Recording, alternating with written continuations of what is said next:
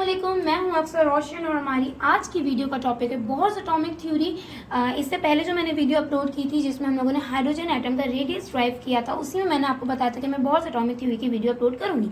So I know मैं बहुत late हूँ, लेकिन देर आए दुरुस्त है। सो हम लोग सारी बातों को छोड़कर सबसे पहले अपना टॉपिक स्टार्ट करते हैं, ठीक है। So Bohr's atomic theory 19th century में बोहर नाम के एक साइंटिस्ट थे जिन्होंने प्रपोज की थी, यानी दी थी, पब्लिश की थी। उसमें बोहर साहब ने क्या किया था कि एटम के स्ट्रक्चर को एक्सप्लेन किया था by using Planck's theory. Bohr's atomic theory में प्लैंक्स थ्योरी को यूज़ किया गया था और ये थ्योरी जो है वो बोहर साहब ने प्रपोज की थी, इसलिए बोहर्स एटॉमिक यानी एटम का स्ट्रक्चर डिफाइन किया था, इसलिए इसको कहते हैं Bohr's atomic theory. 19th century में प्रपोज हुई थी, बोहर साहब ने की थी बाय यूजिंग प्लैंक्स थ्योरी, ठीक है। सो बोहर्स एटॉमिक थ्योरी के टोटल 8 पॉइंट्स हैं जिसको आज हम इस वीडियो में डिस्कस करेंगे। अच्छा, मुझे अभी एक चीज़ याद आई, ये जो मैं टॉपिक पढ़ा रही हूँ वो क्लास फर्स्ट ईयर के लिए कराची बोर्ड के लिए है, ओके मैं अभी से क्लियर कर रही हूँ। और सब्जेक्ट एज यूजुअल केमिस्ट्री है, क्योंकि आजकल मैं केमिस्ट्री में बहुत ज़्यादा फोकस दे रही हूँ, ओके। सो ये सारी चीज़ें हो गई। अब हम लोग मूव करते हैं अपने 8 पॉइंट्स की तरफ। सो ये है हमारे बोहर्स एटॉमिक थ्योरी के 8 पॉइंट्स जिनको हम इस वीडियो में डिस्कस करेंगे। सबसे पहले है हमारे पास circular paths, fixed energy of orbits, no loss और gain of energy, loss of energy, quantized energy, energy of quanta and angular momentum. मैंने इन 8 पॉइंट्स को हेडिंग्स की सूरत में अरेंज करके आपके सामने रख दिया है, क्योंकि हेडिंग्स याद करना हमारे लिए ज़्यादा ईजी होता है। यानी याद करने के लिए, याद रखने के लिए एक मेथड है कि आप पॉइंट्स को यानी पोस्टुलेट्स को हेडिंग्स में ब्रेक कर दें। सो आप पोस्टुलेट्स को बहुत ज़्यादा देर तक और बहुत जल्दी याद कर लेते हैं, ठीक है। सो इन 8 पॉइंट्स को हम लोग एक एक करके अभी डिस्कस करते हैं। सो हमारा पहला पॉइंट था सर्कुलर पाथ्स। बोहर साहब ने पहला पॉइंट अपनी थ्योरी का ये दिया कि एटम के स्ट्रक्चर में एक अदद न्यूक्लियस होता है जो पॉजिटिव साइन कैरी करता है और एक होते हैं इलेक्ट्रॉन्स जो नेगेटिव साइन कैरी करते हैं, ठीक है। सो इलेक्ट्रॉन्स जो हैं वो एक एटम के न्यूक्लियस के अराउंड रिवॉल्व कर रहे होते हैं। अब जब वो रिवॉल्व कर रहे होते हैं तो ये बताया गया कि वो कहाँ रिवॉल्व कर रहे होते हैं।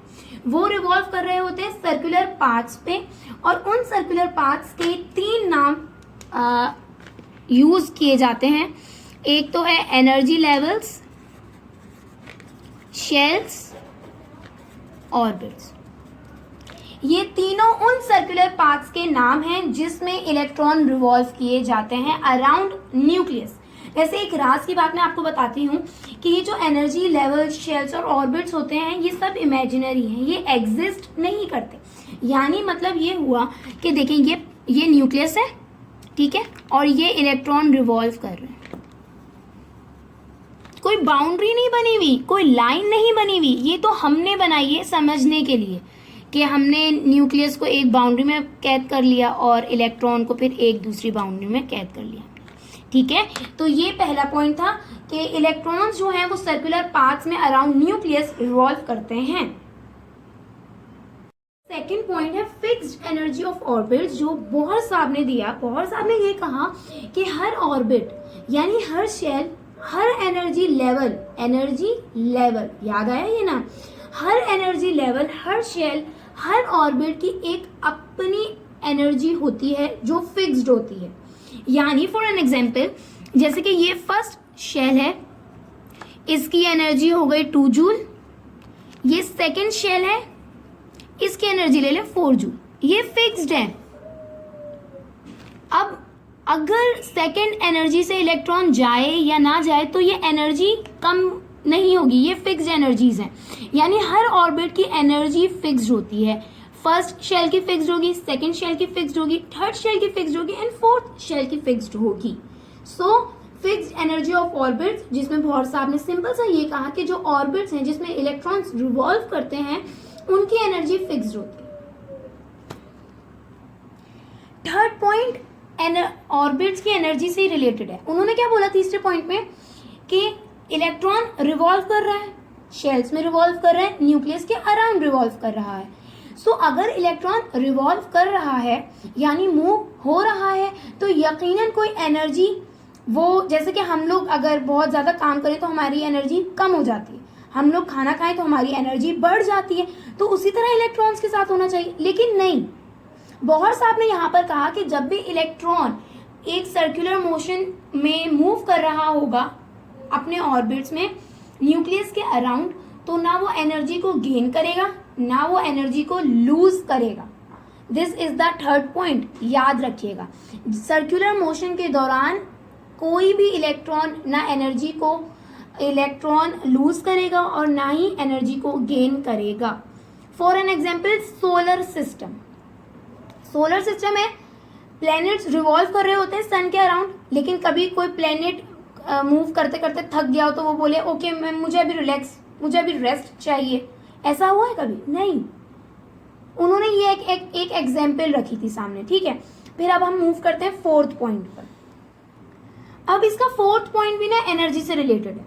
अब ये लोग कह रहे हैं, अब बोहर साहब का कहना है कि जब सर्कुलर मोशन में था ना, जब इलेक्ट्रॉन कोई भी एनर्जी गेन या लूज नहीं करेगा, लेकिन जब भी इलेक्ट्रॉन लोअर लेवल से हायर लेवल जाएगा, यानी लोअर यानी पहले वाले, जैसे कि फर्स्ट और सेकंड के अगर हम एग्जाम्पल लें तो ये लोअर हो गया और ये हायर हो गया।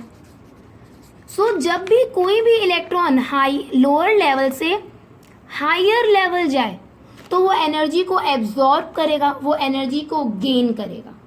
Are you getting my point? देखिए ना, लोअर एनर्जी लेवल पर है अगर, तो उसकी एनर्जी कम होगी और हायर एनर्जी लेवल पर जाने के लिए उसे यकीनन एनर्जी को इंक्रीज करना पड़ेगा। तो उस वक्त इलेक्ट्रॉन एनर्जी को एब्जॉर्ब करता है और लोअर लेवल से हायर लेवल पर मूव करता है या जंप करता है। और इसी से रिलेटेड है अब हमारा fifth point, loss of energy. अब इलेक्ट्रॉन एनर्जी को लॉस भी कर रहा है, रिलीज भी कर रहा है। तो जब भी इलेक्ट्रॉन अपनी एनर्जी को रिलीज करेगा सो वो हायर लेवल से आ जाएगा लोअर लेवल पर, हायर लेवल से आ जाएगा लोअर लेवल पर, यानी उसकी एनर्जी कम हो गई तो उसका शेल नंबर भी कम हो जाना चाहिए।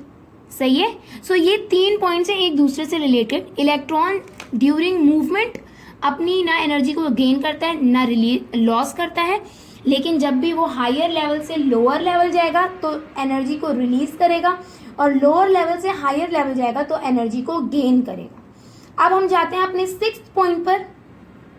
सिक्स्थ पॉइंट भी एनर्जी पर है, quantized energy. Heading quantized energy. What is quantized energy? वो एनर्जी जो एक इलेक्ट्रॉन लूज कर रहा है या वो एनर्जी एक इलेक्ट्रॉन गेन कर रहा है। So the amount of energy which an electron is losing, releasing or absorbing or gaining is known as quantized energy। और हर quantized energy जो है, जो एक इलेक्ट्रॉन एब्जॉर्ब करेगा या वो गेन करेगा, वो फिक्स्ड होती है। Fixed amount of quanta word use किया जाता है, फिक्स्ड अमाउंट ऑफ क्वांटा। और क्वांटा का मतलब होता है एनर्जी, यानी वो fixed amount of quantized energy होगी। अगर एक इलेक्ट्रॉन फर्स्ट शेल से सेकंड शेल पे जा रहा है, लोअर लेवल से हायर लेवल जा रहा है, तो उसे जितनी एनर्जी एब्जॉर्ब करनी है वो कांस्टेंट है। या अगर कोई इलेक्ट्रॉन हायर लेवल से लोअर लेवल आ रहा है तो वो कितनी एनर्जी रिलीज करेगा वो फिक्स्ड है। फॉर एन एग्जाम्पल, आपको मैं एक एग्जाम्पल देती हूँ। ये फर्स्ट शेल है, इसकी एनर्जी हमने रखी 2 जूल, ठीक है। ये सेकंड शेल है, इसकी हमने एनर्जी रखी 4 जूल। अब ये इस इलेक्ट्रॉन को सेकंड शेल पर आना है, यानी इसे एनर्जी को एब्जॉर्ब करना पड़ेगा। सो इसे कितनी एनर्जी एब्जॉर्ब करनी पड़ेगी कि वो सेकंड लेवल पर आ जाए? अब देखें कैसे। उसके पास ऑलरेडी 2 जूल है, लेकिन सेकंड लेवल पर जाने के लिए इसको 4 जूल की ज़रूरत है। यानी 4 को अगर माइनस करें 2 से तो हमारे पास रिक्वायर्ड एनर्जी आ जाएगी, दैट इज क्वांटाइज्ड एनर्जी। यानी इस इलेक्ट्रॉन को चाहिए अभी 2 जूल और वो आ जाएगा सेकंड शेल पे। So this is known as quantized energy, जो फिक्स्ड होती है। Got my point? अभी मैंने आपको बताया क्वांटा का मतलब होता है एनर्जी। 7th पॉइंट हमारा यही है, वो energy, the amount of energy released और absorbed by an electron is known as quantized energy. उस क्वांटाइज्ड एनर्जी को हम बोलते हैं क्वांटा। सो उस क्वांटा एनर्जी को हम लोग कैसे कैलकुलेट कर सकते हैं, उसके लिए हमें हमारे बोहर साहब ने एक फॉर्मूला वो देकर गए, जो है delta E is equals to H nu और delta E is equal to E2 minus E1। ये दो फॉर्मूले थे जो बोहर साहब हमें देकर गए, जिसकी मदद से हम क्या कर सकते हैं, हम क्वांटा की एनर्जी को फाइंड आउट कर सकते हैं, जिसमें जो डेल्टा ई है वो है चेंज इन एनर्जी, यानी कितनी एनर्जी हमें मतलब रिक्वायर्ड होगी, सही है। एच जो है वो प्लैंक्स कांस्टेंट है, अभी मैंने आपको शुरू में बताया था कि प्लैंक्स की थ्योरी को यूज़ किया गया है यहाँ पर। सो एच प्लैंक्स कांस्टेंट है और ये इसको पढ़ते हैं हम लोग न्यू। ये है फ्रीक्वेंसी ऑफ क्वांटा, यानी एनर्जी की फ्रीक्वेंसी, सही। ये हमारा 7th पॉइंट है, जिसमें एक फॉर्मूला बोहर साहब ने हमें दिया था। अब इसकी डेरिवेशन हमारे सिलेबस में नहीं है, इसलिए हम उसे डिस्कस नहीं करेंगे। The last point is angular momentum. याद है मैंने आप लोगों को बताया था, मोमेंटम लीनियर मोमेंटम भी होता है जिसको हम P से डिनोट करते हैं, और एक होता है एंगुलर मोमेंटम जिसे हम L से डिनोट करते हैं, L से डिनोट, और L is equals to mvr। ये आप लोगों को याद होगा, अगर याद नहीं है तो याद कर लीजिए। सो इन्होंने बोहर साहब ने एक और फॉर्मूला दिया कि वो इलेक्ट्रॉन, जिस इलेक्ट्रॉन को हम लोग स्टडी कर रहे हैं, उसका जो एंगुलर मोमेंटम होगा वो होगा NH ओवर 2 पाई के बराबर, और L किसके बराबर है, mvr। So mvr is equals to NH over 2 pi. ये इन्होंने दूसरा फॉर्मूला दिया। अब फिर से इसकी डेरिवेशन हमारे सिलेबस में नहीं है, ठीक है। सो ये 8 पॉइंट्स थे जो बोहर साहब ने बोहर्स एटॉमिक थ्योरी में 19th सेंचुरी को प्रपोज किया by using Planck's atomic theory. So मैं उम्मीद करती हूँ कि आपको ये टॉपिक समझ आया होगा। ये बहुत ईजी टॉपिक है, और मैं अगर बोलूँ तो ये रटिफिकेशन है, ठीक है। आपको सिर्फ हेडिंग्स को ओवरव्यू रखना है, और इनके जो क्या कहते हैं, उनको क्या कहते हैं, कॉन्सेप्ट्स, हाँ कॉन्सेप्ट्स को दिमाग में रखना है कि आप बस हेडिंग देखें और आपको बात समझ आ जाए, ठीक है। ये सारी चीज़ें, अगर फिर भी कोई प्रॉब्लम हो तो आप कमेंट सेक्शन में मुझसे पूछ सकते हैं। और इस क्वारंटीन में मैं जानती हूँ पढ़ने के लिए बहुत सारी डिस्ट्रैक्शंस आपके आसपास होंगी, लेकिन दिन में 1-2 आवर्स तो यकीनन आप किताब खोलें, कि ये नहीं कि आप बिल्कुल ही किताब बंद करके रख दें कि क्वारंटीन है, एग्जाम्स तो होने वाले नहीं हैं। हमें कुछ भी नहीं पता कि एग्जाम्स होंगे या नहीं होंगे, हमें कुछ भी इस बारे में नहीं पता, इसलिए आप हर सिचुएशन के लिए अपने आप को तैयार रखें, ठीक है। सो मेरी आपसे यही रिक्वेस्ट होगी कि दिन में 1-2 घंटा तो लाजमी आपको पढ़ना चाहिए, और जो जो आपने याद किया हुआ है उसे रिवाइज करते रहना चाहिए कि आप भूलें नहीं, ठीक है।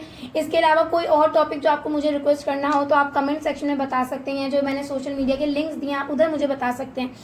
इसके अलावा मुझे दुआओं में याद रखिएगा, रमज़ान भी चल रहा है, सो रमज़ान मुबारक सबको। और दुआओं में सिर्फ ये याद रखिएगा कि एक तो मेरी पढ़ाई के बारे में, ठीक है, वो तो आपको याद रखना ही रखना, लेकिन एक ये भी याद रखिएगा कि मेरी सुस्ती को थोड़ी सी अल्लाह ताला कम कर दें, कि मैं आपके लिए और बहुत सारी वीडियोस बना सकूं, ठीक है। सो अल्लाह हाफिज़, ख्याल रखें अपना, एंड अल्लाह हाफिज़, थैंक यू।